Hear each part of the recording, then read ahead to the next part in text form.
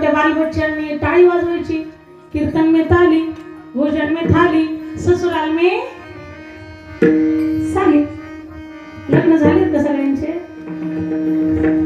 साली साहेबांचा अनुभव निवणी असल्याशिवाय पोट भरत, ते आग्रह करून जीव घातल्याशिवाय राहत नाही. भोजनाला सुद्धा थाली लागते, पातळवाळी नको, चुरू चुरू खाताच येत नाही, चुरून खाल्ले की फाटल्याशिवाय राहत पोट काय भरत.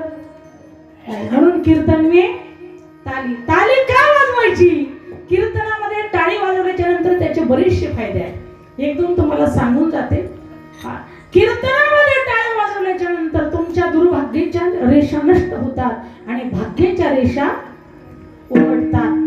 मग तुम्हाला भाग्यवान व्हायचंय का अभागी राहायचंय? वर हात करून सांगा. कोणाकोणाला भाग्यवान व्हायचंय?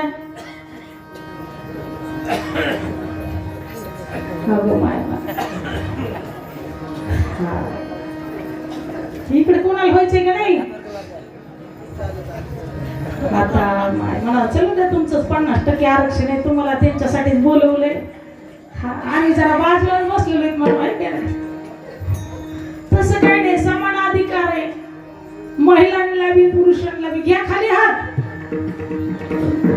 मग आता काय करायचं? कीर्तनामध्ये टाळी वाजवायची. करी टाळी बोला